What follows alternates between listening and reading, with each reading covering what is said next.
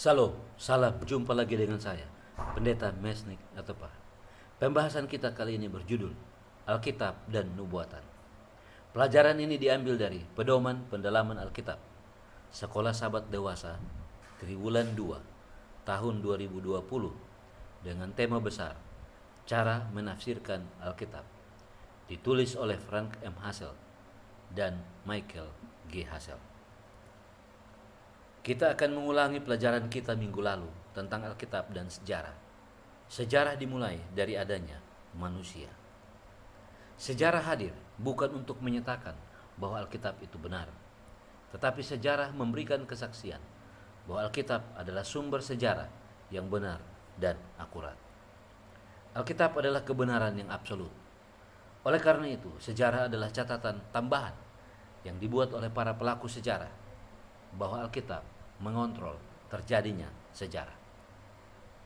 Oleh karena itu, sejarah yang kita pelajari minggu lalu haruslah kita terima posisinya sebagai kesaksian. Ayat hafalan kita pada minggu ini terdapat di dalam Daniel 8 ayat 14. Firman Allah berkata, "Maka ia menjawab, sampai lewat 2300 petang dan pagi, lalu tempat kudus itu akan dipulihkan dalam keadaannya yang wajar." Jika kita masih mengingat pelajaran kita beberapa minggu yang lalu, maka kita akan menemukan bahwa pada waktu penciptaan Tuhan menggunakan istilah petang dan pagi, itulah hari pertama. Dan ketika kita membaca Daniel, dia menggunakan istilah yang sama. Tapi simpan, sementara kita akan jalan dan kita akan pahami sementara kita berjalan semakin jauh ke depan. Minggu ini kita tiba pada sebuah tema yang menarik perhatian banyak orang. Maka mari kita belajar dengan pendekatan Alkitabiah yang lebih baik dan sederhana. Kita akan bagi pelajaran ini dalam dua bagian besar, yaitu satu, jenis penafsiran dan penerapan nubuatan Alkitab. Yang kedua, identifikasi tanduk kecil dan penghakiman, pemeriksaan. Kita akan memasuki bagian yang pertama, yaitu jenis penafsiran dan penerapan nubuatan Alkitabiah. Ada 3 metode penafsiran Alkitab, khususnya untuk penafsiran nubuatan. Yang pertama adalah preterist method atau metode preterist atau metode masa lampau. Pandangan dari metode ini adalah kata preterist sendiri berasal dari kata bahasa Latin yaitu praeter, yang berarti past atau lampau. Penganut metode preterist ini sangat memperhatikan kata-kata seperti pertama, apa yang harus segera terjadi, Wahyu 1 ayat 1. 2, waktunya sudah dekat, Wahyu 1 ayat 3. 3, apa yang harus segera terjadi, Wahyu 22 ayat 6. Dan 4, aku datang segera, Wahyu 22 ayat 7.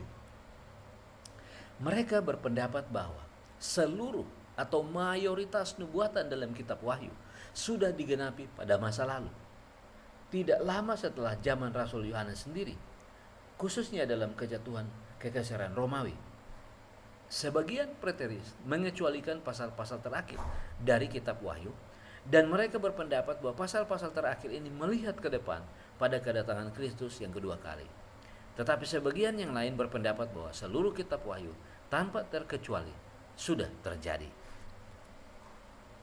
Yang kedua adalah futurist method atau metode futurist atau metode masa yang akan datang.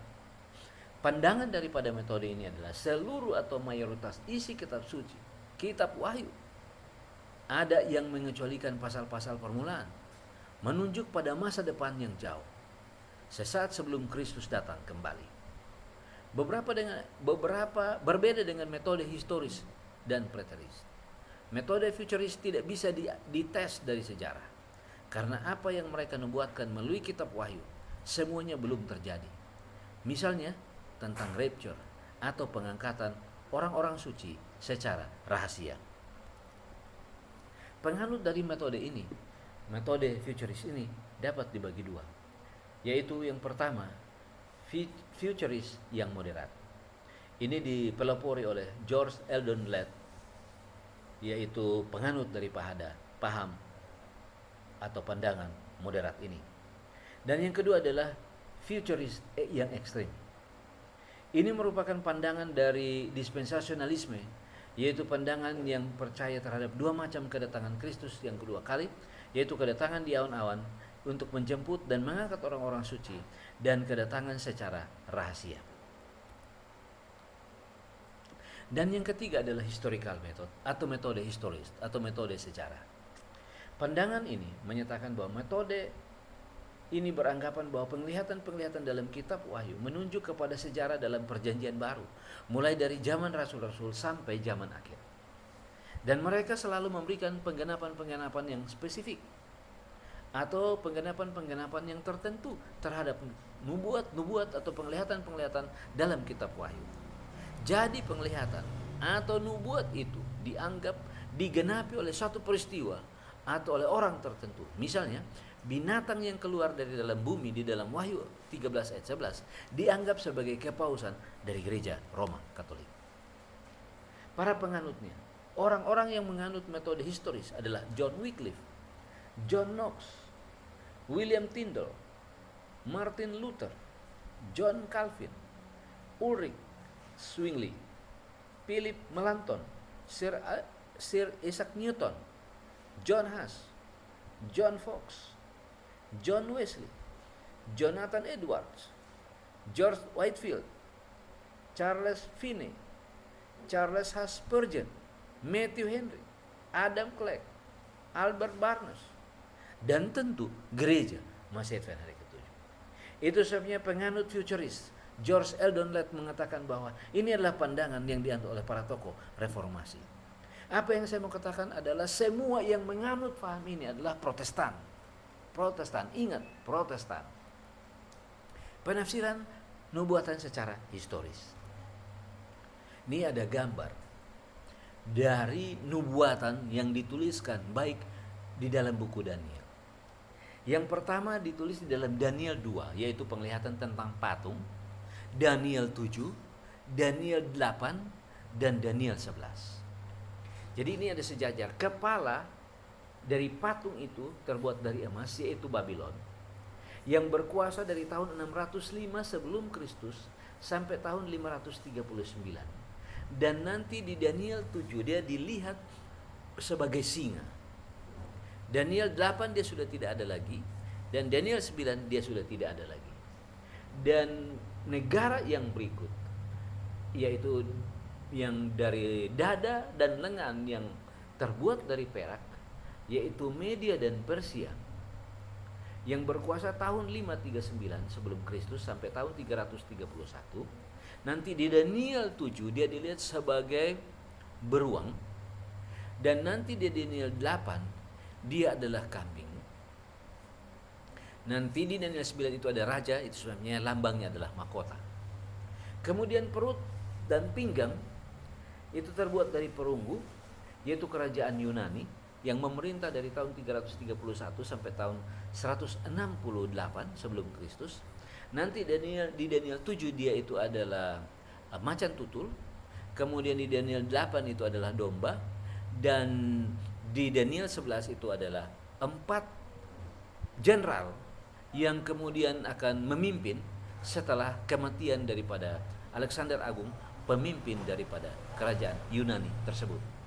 Kemudian kaki, yaitu yang terbuat dari besi, yaitu kerajaan Roma yang berkuasa dari tahun 168 sebelum Kristus sampai dengan tahun 476 setelah Kristus. Nah, di bagian kaki ini ada terbagi sampai 4 bagian, yaitu binatang yang aneh yang keluar dari dalam laut, kemudian ada tanduk kecil, kemudian ada penghakiman, dan juga kerajaan batu, yaitu kedatangan Kristus yang kedua kali. Kemudian jari-jari kaki yang terbuat dari besi dan tanah liat, yaitu siapa mereka? Mereka itu adalah kepausan dan 10 negara Eropa yang memerintah setelah 476. Dan yang kuning ini adalah kerajaan batu, yaitu kerajaan Allah yang kekal.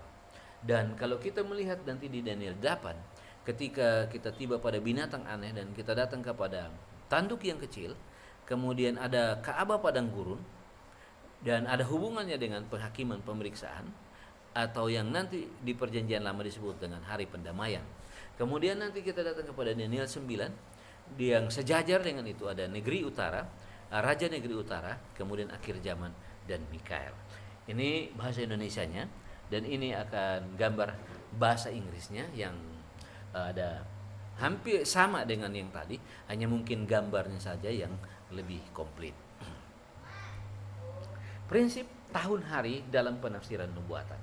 Nah, kita masih mengingat bahwa karena penafsiran kita ini adalah penafsiran historis, maka ada beberapa kunci untuk menafsirkan Alkitab yang kita sebut dengan prinsip tahun hari.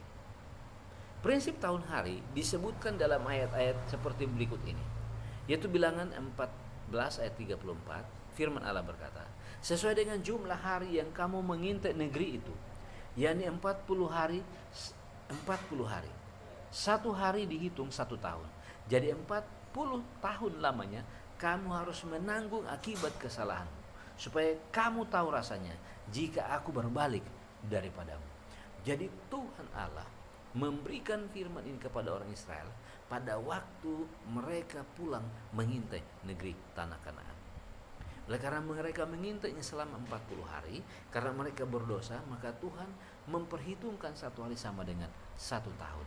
Itulah yang disebut dengan prinsip tahun hari. Ayat yang kedua, di dalam Yeskil 4 ayat 6. Kalau engkau sudah mengakhiri waktu ini, berbaringlah engkau untuk kedua kalinya, tetapi pada sisi kananmu, dan tanggunglah hukuman kaum Yehuda 40 hari lamanya. Aku menentukan bagimu 1 hari untuk 1 tahun. Jadi 2 ayat ini merupakan ayat dasar bagi penafsiran nubuatan secara historis. Ada 3 unsur lain yang mendukung prinsip tahun hari dalam nubuatan Daniel dan Wahyu adalah pertama, penggunaan lambang. Jadi ketika kita membaca dan menggunakan lambang, berarti yang harus kita gunakan adalah pendekatan historis. Pendekatan historis akan dibantu dengan prinsip tahun hari. Kemudian yang kedua adalah periode waktu yang lama. Jadi ketika kita berbicara tentang nubuatan ini, maka dia ada tenggang waktu yang sangat lama. Itu sebabnya tidak bisa kita hitung secara harafiah, tetapi harus menggunakan prinsip histori atau prinsip tahun hari. Dan yang ketiga adalah pernyataan khusus. Pertama, sifat lambang dari binatang dan tanduk yang mewakili kerajaan menunjukkan bahwa penafsiran harus menggunakan prinsip tahun hari sebagai simbol. Jadi ketika kita melihat tanduk, berarti tanduk itu adalah simbol. Ketika kita melihat binatang yang keluar dari dalam bumi, atau binatang yang keluar dari dalam laut, atau singa, atau beruang, pastikan bahwa kita harus menafsirkan itu sebagai lambang dari seseorang, atau dari satu bangsa, atau dari sekelompok orang. Itu adalah simbol. Jadi jangan terkecoh. Yang kedua, peristiwa dan kerajaan yang digambarkan dalam nubuatan meliputi tenggang waktu yang berabad-abad, sehingga tidak mungkin dihitung secara harafiah. Baik, coba kita perhatikan Daniel pasal 2. Dia menyebutkan kepalanya adalah Babel, yang mulai memerintah tahun 605 sampai kepada jari-jari kaki di tahun 164 setelah Kristus. Dalam waktu yang sangat lama. Itu sebabnya kita tidak bisa menafsirkannya secara harafiah. Harus menggunakan pendekatan historis dengan prinsip tahun hari. Cara-cara di mana waktu diungkapkan, contohnya dalam nubuatan 2300 petang dan pagi, seperti ayat kita tadi di dalam Daniel 8 ayat 14. Dia berbicara tentang 2300 petang dan pagi. Bukanlah cara normal untuk mengekspresikan waktu biasa. Maka untuk memahami dan mengetahui waktu itu secara akurat, maka kita harus menggunakan perhitungan tahun hari. Dalam penafsiran nubuatan, jangan lupa ada juga yang disebut dengan tipologi. Tipologi adalah ilmu yang mempelajari tentang pengelompokan berdasarkan tipe atau jenis tertentu. Simbol-simbol nubuatan apokaliptik seperti dalam buku Daniel dan Wahyu memiliki penggenapan tunggal. Contohnya, kambing jantan mewakili Yunani sebagai sebuah negara tunggal. Penafsiran tipe dan antitipe membuat arti penting nubuatan ini agar tampak lebih jelas. Hal ini menunjukkan bahwa penggenapannya lebih besar dari kenyataan sejarah. Dan yang kedua adalah identifikasi tanduk kecil dan penghakiman pemeriksaan. Berabad-abad para reformator Protestan mengidentifikasi tanduk kecil sebagai gereja Roma. Apakah kita sepakat? Berikut ini ada 7 kriteria tanduk kecil dalam Daniel 7 dan 8. Yang pertama adalah kedua pasal ini, yaitu pasal 7 dan pasal 8 menggambarkan sebagai tanduk. Dua pasal ini menyebutkan kata tanduk. Yang kedua pasal ini memiliki kuasa untuk menganiaya. Jadi ada tanduk ini memiliki kuasa untuk menganiaya. Yang ketiga, pasal 7 dan pasal 8 menyatakan keduanya meninggikan diri dan hujat. Tanduk kecil itu meninggikan diri dan menghujat. Kemudian pasal 4, target daripada hujatan, target daripada mereka adalah umat Allah. Yang kelima, dua-dua tanduk ini memiliki kegiatan yang digambarkan dalam nubuatan waktu, tenggang waktu yang lama. Dan yang ke-8, yang ke-6 ada pasal 7 dan 6. Pasal 7 dan 8 tetap ada sampai akhir zaman. Kedua tanduk kecil ini akan terus ada sampai akhir zaman. Dan pasal 7, yang ke-7 pasal 7 dan 8 menyatakan akan dihancurkan secara supra alami.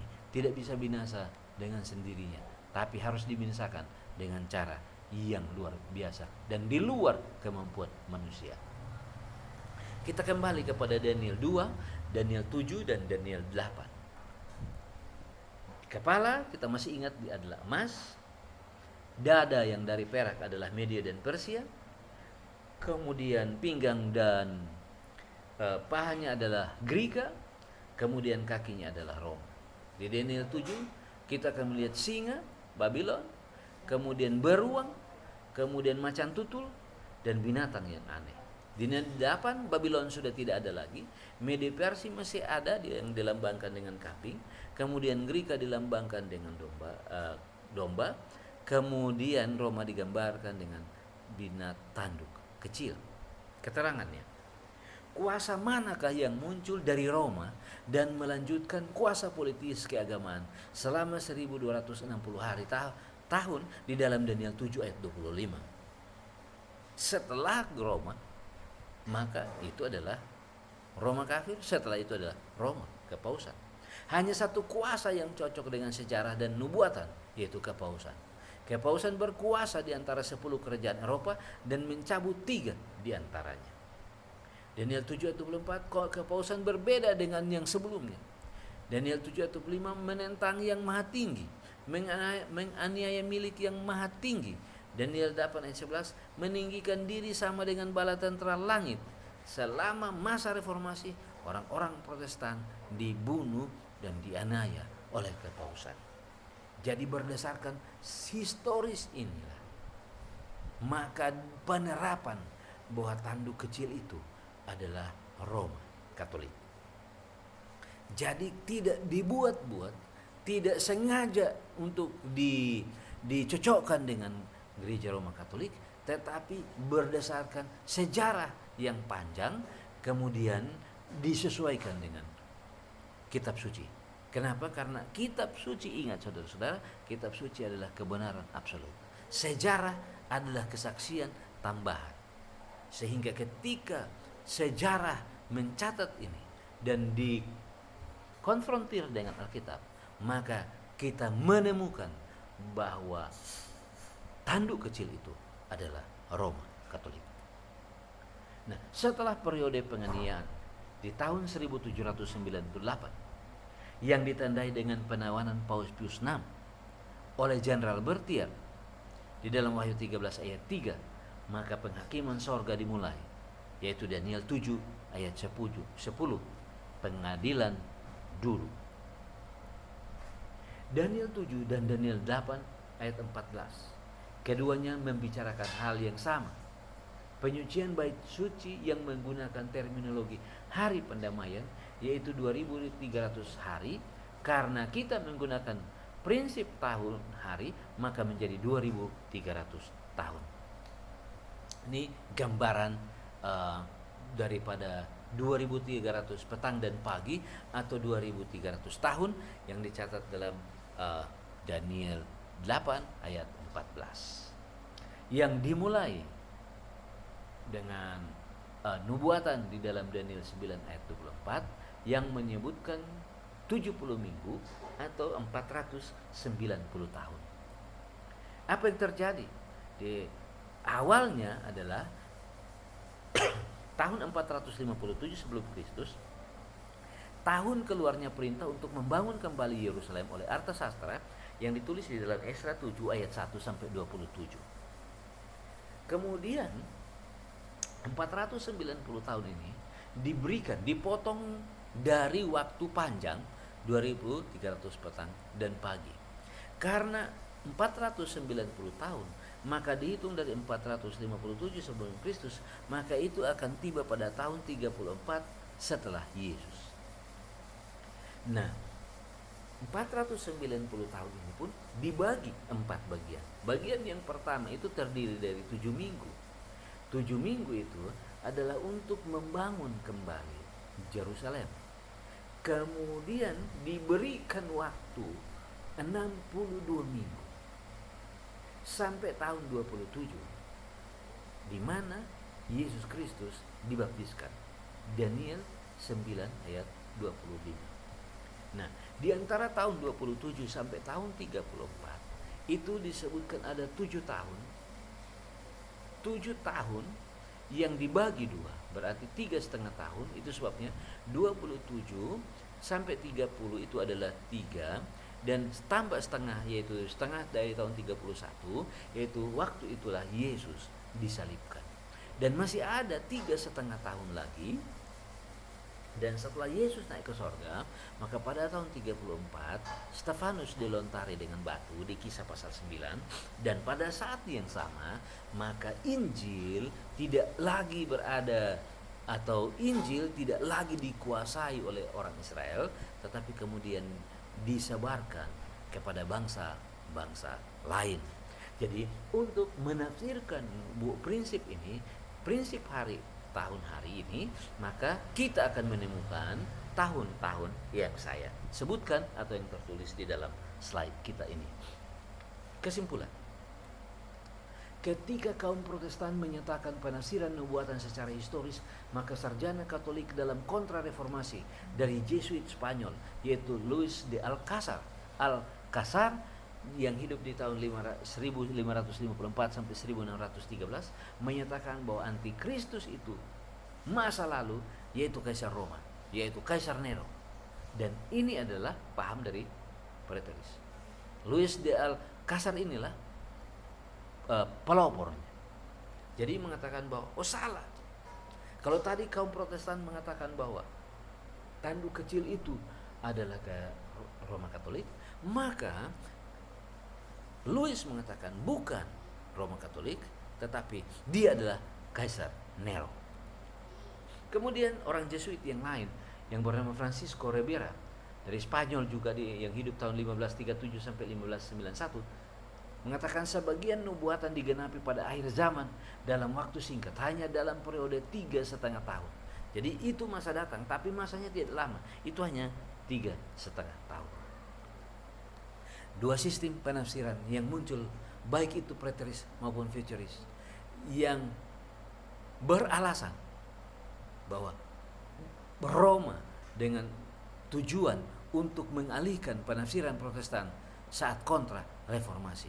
Artinya mengalihkan permasalahannya, bahwa bukan itu, supaya kita tidak mengenalnya dengan baik.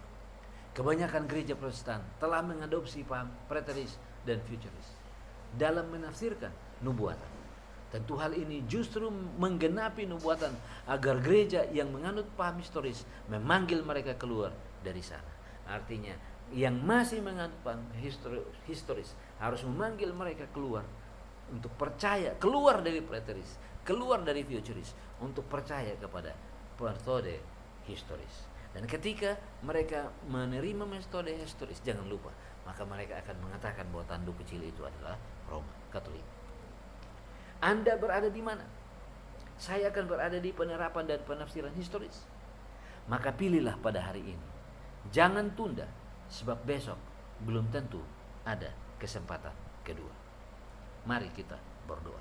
Bapa di sorga, kami belajar dan kami pahami sekarang bahwa nubuatan itu harus ditafsirkan secara historis dengan prinsip tahun hari. Kami tidak mengejek, kami tidak menuduh, tetapi kami membaca sejarah dan menemukan bahwa apa yang dituliskan Alkitab benar dan dibuktikan oleh sejarah. Tuhan Yesus, tolong kami untuk hidup berdampingan satu dengan yang lain. Dan kebenaranlah yang akan membuat kami benar di hadapan Tuhan. Ampuni segala dosa kami, karena kami berdoa di dalam nama Yesus, Tuhan dan Juru Selamat kami. Amin. Informasi bagi kita semua. Jika Anda ingin mendalami Alkitab lebih lanjut, maka Anda bisa juga membuka Facebook di Makaditi Pasti Mantap, atau email kepada m@mail.com atau pasenior@yahoo.com. Boleh juga Anda menghubungi melalui WA dan juga telepon di 081373309119. Tuhan Yesus memberkati kita semua.